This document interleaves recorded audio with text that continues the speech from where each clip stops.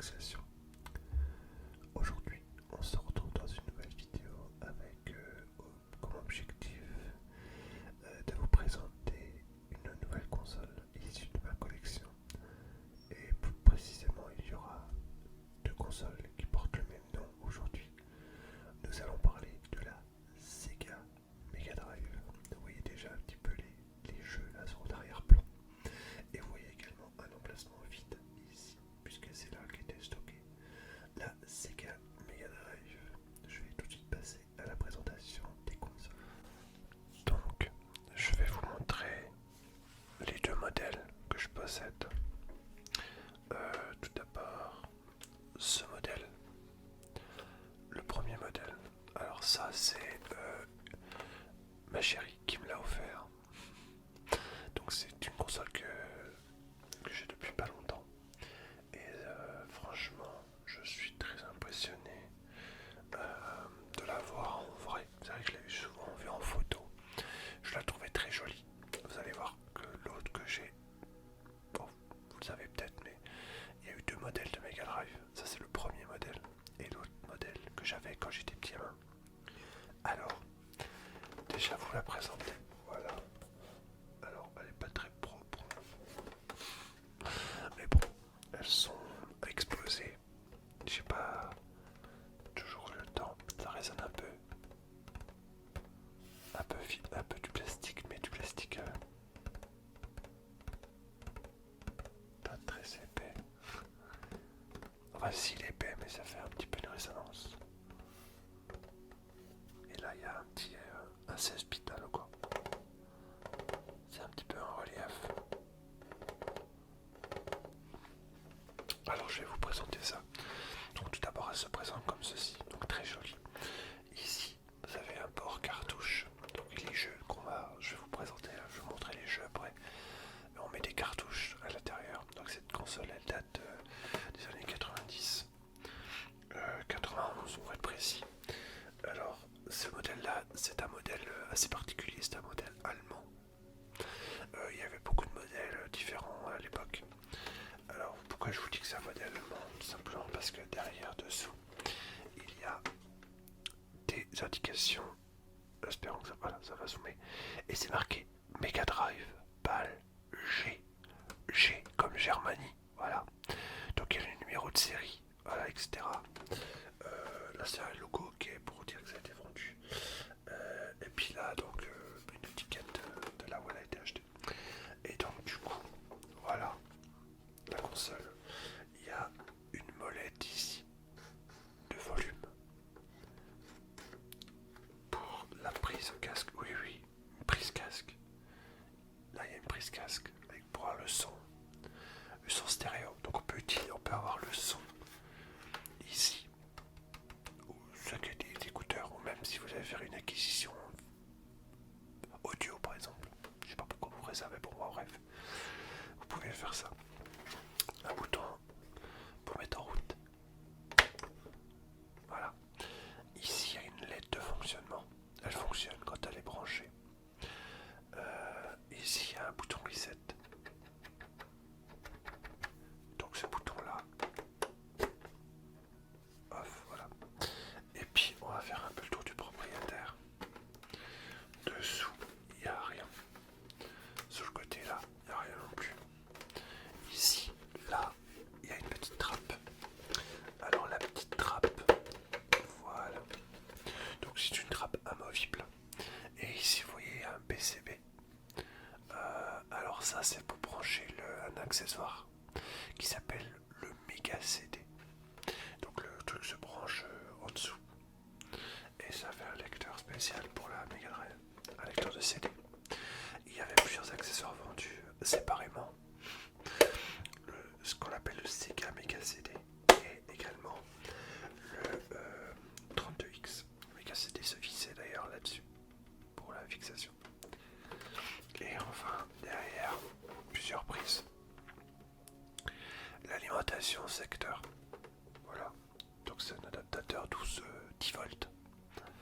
Ici là c'est une prise RGB. Donc c'est une prise où on peut brancher. Alors il y a deux styles de cordon qui peuvent se brancher là-dessus. Moi le mien il est vendu avec un cordon RCA. Mais vous pouvez également utiliser le même câble Péritel de la Master System, c'est exactement la même prise pour une qualité d'image optimale. Moi je vous le recommande. Ici c'est un câble RF, alors ça c'est très spécial par rapport à la norme allemande de l'époque, aussi américaine. C'est l'ancien signal vidéo RF avec un cordon d'antenne. Et ici c'est une prise qui est sortie sur le très rare modèle de la Mega Drive pour des accessoires mais qui n'ont jamais vu le jour, donc qui n'ont jamais servi. Voilà. Donc voici la première console que je de vos ici. Et enfin la deuxième, celle que je connais le plus. Vous allez me dire, vous avez déjà bien botassé là. J'ai bien botassé. Donc ça c'est le modèle 2. Donc cette console là, je la possède depuis 30 ans. Voilà, en 1995.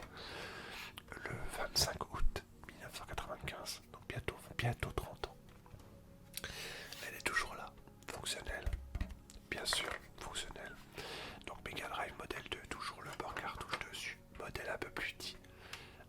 Esthétiquement un peu moins joli que l'autre quand on a vu l'autre, mais bon, à l'époque je m'en foutais beaucoup.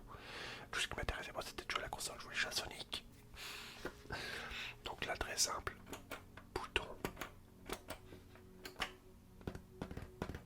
un peu plus, elle sonne un peu plus le creux celle-là. Bouton power, LED de fonctionnement, bouton reset. Voilà, il n'y a plus de prise casque, il n'y a plus de tout ça. Donc des accessoires ont été supprimés pour réduire le coût de fabrication. À l'arrière, ça c'est juste un trou d'aération. On peut rien mettre là-dedans. Peut-être qu'il devait y avoir un truc là qui était prévu, mais je sais pas. Il n'y a rien d'écrit sur la caisse, donc je pense que c'est surtout de l'aération. Ici, vous avez une prise pour brancher le cordon Péritel.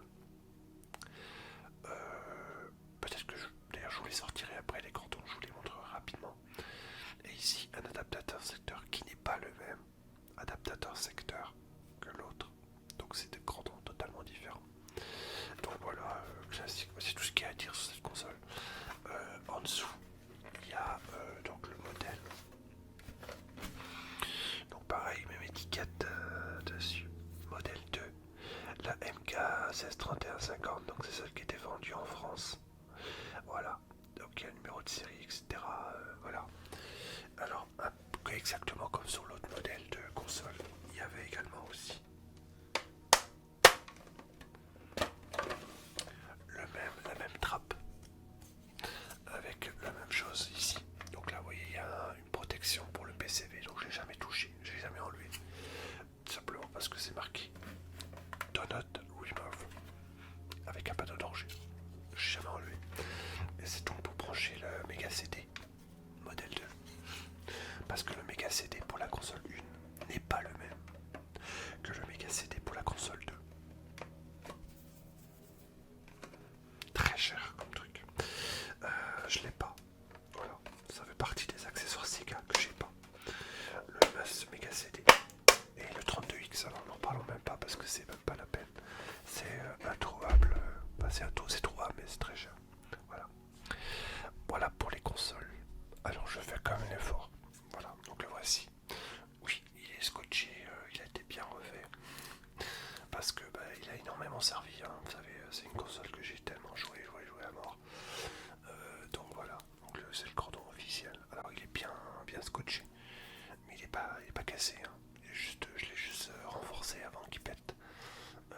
Voilà, donc voilà le cordon Péritel avec toutes ces broches classiques. Rien de bien d'extraordinaire. Mais bon, c'était pour vous montrer que j'avais bien le bon cordon. Quand même.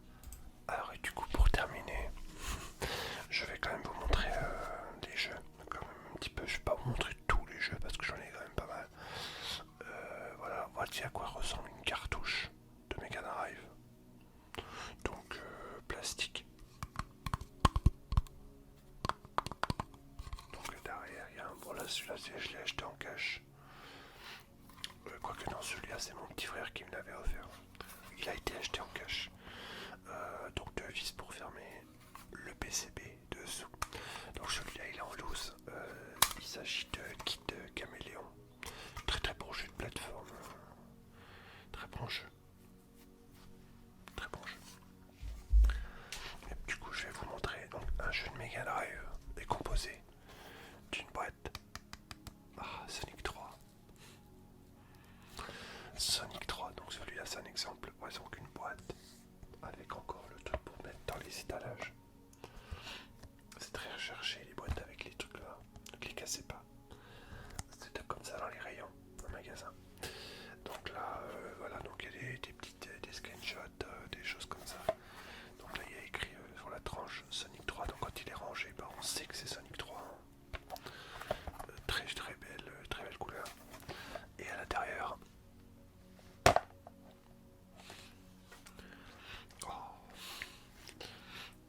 la notice. Mais là, aucune excuse pour les perdre. Il y a une boîte en plastique très costaud avec deux petites languettes ici pour retenir la notice. Et la cartouche, bien évidemment. Donc voilà, une notice. Attention, une notice, quand on parle de notice à l'époque, c'était des notices avec pas mal de pages. Donc, alors c'était une notice multilangue. Celle-ci est en noir et blanc, je pense que c'est parce que voilà, on avait des petits screenshots, des petits textes, donc on a plusieurs langues. Voilà, plusieurs langues. Donc il fallait trouver le français. C'était marqué quoi là, gadget chromé. Voilà, donc là on est là. Palais du désert, mine sans fond. Donc là je pense qu'il y a tous les noms de. Ouais, il y avait tous les trucs, conseil de jeu Sonic. Conseil de jeu Sonic, écoutez ça. Saisissez les anneaux d'or. Ils vous protègent contre les batniques et les obstacles. Ils vous aideront à gagner des vies supplémentaires et à entrer dans les phases de bonus. Quand Sonic perd les anneaux d'or en sa possession, aidez-le vite à en ressaisir le plus possible. Posséder 100 anneaux d'or vous donne un droit à une vie supplémentaire. Si vous en possédez 50 quand vous activez un Star Post, Sonic pourra pénétrer dans la phase de bonus. Voilà. Donc c'était plutôt bien expliqué. Très intéressant. Très intéressant. Alors pas perdre évidemment. Donc du coup donc Sonic 3. Sonic 3 c'est un jeu que j'ai récemment donc eu donc par ma chérie. Très magnifique exemplaire. Et du coup moi quand j'ai eu ma Mega Drive quand j'étais petit, je l'ai eu avec ça. Donc mes parents avaient acheté la Mega Drive 2 avec Sonic 2 et deux manettes s'il vous plaît. Donc j'avais Sonic 2. Voilà. Donc j'ai perdu la notice. J'étais petit.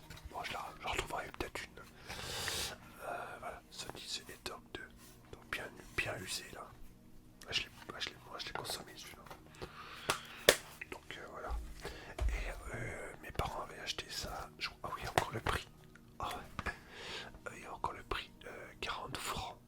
40 francs, donc c'est moins de 10 euros, c'était 8 euros, 7 euros je crois. Mais c'était 40 francs dans une brocante. Donc vous voyez là il a usé aussi celui-là. Sonic 1. Ça c'est un des jeux que mes parents ont très rapidement acheté. Bon, la boîte elle a morflé à mort. Il n'y avait pas de notice quand je l'ai eu. Et bon voilà. Sonic 1 quoi. Donc du coup j'ai 3 Sonic. Il m'en manque un sur la collection. Sonic Pinball. Et du coup j'avais aussi ça au début. Ah là non. Celui-là je vous en ai fait des vidéos sur Twitch, plein. Et aussi sur ma chaîne YouTube Gaming. C'est des jeux incroyables. Sans doute un des plus beaux jeux de Mega Drive graphiquement que j'ai jamais joué. Et je suis sincère quand je dis ça. Autre jeu, je voulais passer assez rapidement, un jeu de tactique Final Fantasy 2. Alors j'ai cru comprendre que celui-là est assez rare. Et je crois que je dois avoir la notice encore. Ah non, la notice est plus là, mais je crois que je l'ai perdu. Je sais plus où je l'ai mis. Bon, voilà, Final Fantasy Star 2. Stalker, jeu en français. C'était assez rare pour lui. Il s'était marqué jeu d'aventure intégralement en français.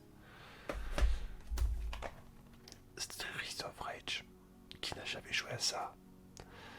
Je suis à la recherche de Golden Axe aussi. Je l'ai vu dans un cache avec la boîte et tout, mais... Oh waouh, cher. Castlevania seconde génération. Très très bon jeu. Ouais. Oh, oh, oh. Ça aussi. Très très bon jeu. Mystic Defender. Global Gladiator. Je voulais faire en live celui-là, je l'avais fini. Je crois que j'ai pas seulement Master System, je crois que j'ai fini. Je sais plus si je l'avais fini celui-là. Enfin Global Gladiator quoi. Batman Forever. Pas bon. Pas bon du tout. Je vous repère Batman Return. Alors j'ai plus la boîte mais je l'ai la cartouche. Et puis enfin... sans commentaire. Et puis j'en ai d'autres. Voilà, donc j'en ai plein. Je suis très content d'avoir ce jeu là. Voilà pour les jeux. Et voilà donc pour la présentation de la Sega Mega Drive. Elle est déjà revenue à sa place. Donc j'espère que cette vidéo vous aura plu. J'étais très content de vous partager du coup ce petit moment avec vous. Prochaine vidéo